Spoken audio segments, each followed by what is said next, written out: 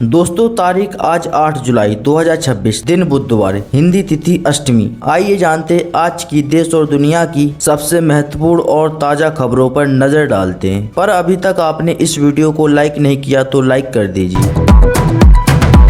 PM Modi की Indonesia यात्रा में दोनों देशों के बीच बड़े समझौते हुए। इसमें मिसाइल सुरक्षा, चुनाव मशीन और खनिज जैसे क्षेत्रों में सहयोग बढ़ेगा। इससे भारत और इंडोनेशिया के रिश्ते मजबूत होंगे और भारत की ताकत भी बढ़ेगी। अयोध्या राम मंदिर में चढ़ावे की चोरी के आरोपों के बाद चंपत राय ने कहा कि वह अभी चुप हैं और एसआईटी की अंतिम रिपोर्ट आने के बाद ही जवाब देंगे। ट्रस्ट ने उनका इस्तीफा स्वीकार कर लिया है और नए अंतरिम महामंत्री की नियुक्ति कर दी गई है।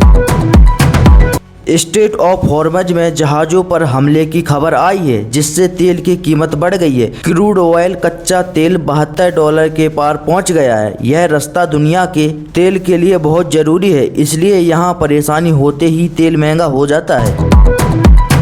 केंद्रीय मंत्री नितिन गडकरी ने कहा कि E20 पेट्रोल से किसी भी कार में खराबी का कोई मामला सामने नहीं आया है। उन्होंने लोगों को चुनौती दी है कि ऐसी एक भी कार का नाम बताएं। उन्होंने बताया कि एथेनॉल से देश को फायदा हो रहा है और किसानों की आमदनी बढ़ी है। मुंबई में भारी बारिश के कारण कई ट्रेनों का समय बिगड़ गया है। कुछ ट्रेनें रद्द कर दी गई हैं और कई ट्रेनों के रूट बदल दिए गए हैं। रेलवे ने यात्रियों से यात्रा करने से पहले ट्रेन का स्टेटस चेक करने की सलाह दी है। राजस्थान के श्रीगंगानगर में 12 साल की बच्ची के साथ हुई दर्दनाक घटना ने लोगों को हैरान कर दिया है। बच्ची को 4 दिन तक बंधक बनाकर गलत काम किया गया। इस मामले में 18 लोग गिरफ्तार हुए। घटना से नाराज लोग सड़कों पर उतरकर आरोपियों को सख्त सजा देने की मांग कर रहे हैं। ईरान और अमेरिका के बीच तनाव फिर बढ़ रहा है। स्ट्रेट ऑफ हॉर्मज के पास 2 जहाजों पर मिसाइल से हमला हुआ है। यह घटना पूर्व नेता के अंतिम संस्कार के समय हुई। इसके बाद पूरे इलाके में डर और चिंता बढ़ गई है। इसका असर तेल सप्लाई और दुनिया के व्यापार पर पड़ सकता है।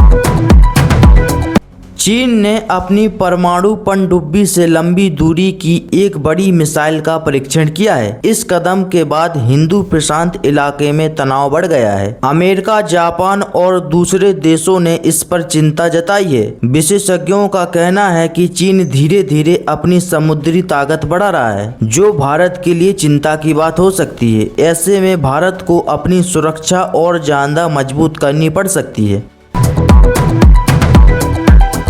तमिलनाडु में मुख्यमंत्री विजय ने एक बड़ा फैसला लिया है। टेस्मे की शराब दुकानों में काम करने वाले कर्मचारियों की सैलरी में 25% बढ़ा दी गई है। सरकार का कहना है कि इससे गलत तरीके से पैसे लेने पर रोक लगेगी और ग्राहकों से ज्यादा पैसे नहीं लिए जाएंगे। अब उम्मीद है कि दुकानों पर तय कीमत से ज्यादा पैसे नहीं लिया जाएगा। दिल्ली एनसीआर में अगले 2 दिनों के लिए येलो अलर्ट जारी किया गया है। मौसम विभाग ने गरज चमक, तेज हवा और हल्की से मध्यम बारिश की चेतावनी दी है। हवा की रफ्तार 50 किलोमीटर प्रति घंटा तक हो सकती है। 10 जुलाई तक रुक रुक कर बारिश होने से मौसम ठंडा बना रहेगा।